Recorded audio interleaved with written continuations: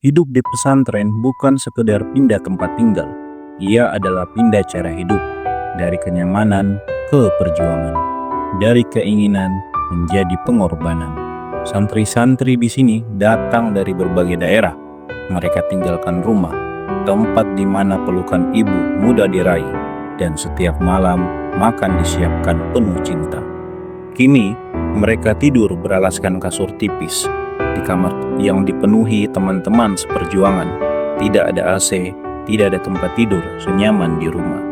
Hanya ruang perjuangan yang jadi saksi semangat besar mereka. Sebelum tidur, malam mereka diisi dengan mengulang hafalan di bawah cahaya lampu seadanya. Mereka duduk bersila, bersuara lirih, menyetorkan ayat demi ayat yang telah dijaga sejak pagi. Ada wajah yang lelah, tapi ada juga mata yang tetap menyala, karena mereka tahu ini bukan beban, ini adalah kehormatan. Setelah maghrib atau isya, mereka makan malam bersama. Nasi hangat, sayur, sambal, kadang tempe atau telur. Duduk melingkar di teras atau di ruang makan. Tak ada meja makan, tapi tawa dan doa-doa memenuhi ruangan. Sesederhana itu, tapi cukup untuk menguatkan. Kemudian mereka bersiap tidur, menggulung sajadah, menggantung seragam yang baru dicuci, menyiapkan alat tulis untuk pelajaran esok hari. Sebagian masih antri cuci piring dan menyapu lantai. Semua dilakukan tanpa suara tinggi, karena mereka paham kedisiplinan bukan paksaan, tapi kebiasaan yang membentuk jiwa. Dan ketika malam sunyi, lampu-lampu dipadamkan. Tidur mereka bukan di atas kasur empuk, melainkan menggelar kasur seadanya. Ada yang memeluk mushaf kecilnya, ada yang masih mengulang hafalan dalam hati hingga tertidur. Tak ada pengantar tidur dari orang tua, tapi ada penjagaan dari langit atas kesembuhan yang tulus dan cita-cita yang luhur. Karena mereka belajar bukan untuk kaya, bukan untuk dipuji, tapi karena ingin dekat dengan Allah Subhanahu wa Ta'ala, ingin menjaga Al-Quran, penerus ilmu dan lentera di tengah gelapnya zaman. Bagi pengasuh pondok, tiap hari adalah perjuangan, bukan hanya mendidik, tapi juga menjaga agar harapan ini terus menyala, menjaga agar jalan ilmu ini tidak pernah padam. Dan jika hari ini Anda menyaksikan kisah ini, insya Allah ini bukan kebetulan.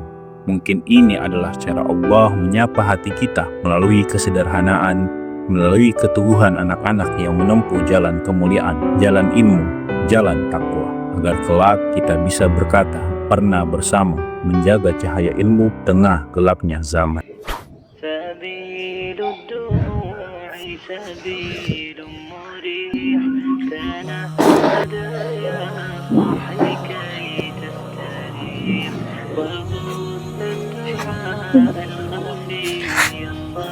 Assalamualaikum warahmatullahi wabarakatuh.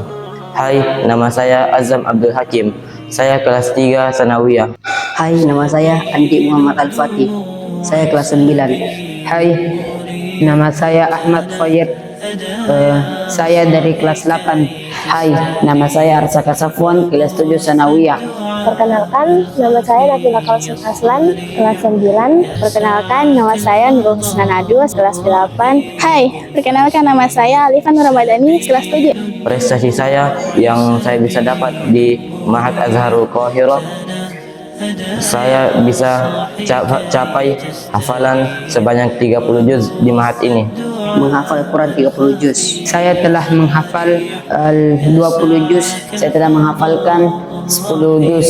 Saat ini saya telah menghafal kurang lebih 29 juz. Saya sudah menghafal 19 juz. Prestasi selain hafalan yang membuat orang tua saya bangga, saya dapat menjadi imam salat berjamaah di masjid. Selain itu, saya juga sempat meraih ketua OSIS pada periode 2023-2024. Yang membuat orang tua saya bangga ialah rajin ke masjid atau bisa memimpin sholat di masjid. Pernah meraih juara 1 Nahwu pada kelas 8. Dan saya selalu mendapatkan nilai sempurna pada pelajaran Nahwu, matematika, bahasa Inggris, dan bahasa Arab. Saya juga pernah meraih prestasi santriwati paling disiplin.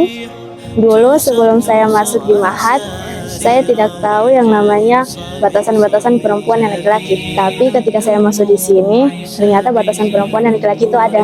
Dulunya saya tidak begitu paham dan mendalami Islam, tetapi alhamdulillah selama saya di sini saya dapat mendalami dan memahami agama Islam secara baik dan benar. الخفي الصريح يسعك الفضاء الرحيب الفسيح سبيل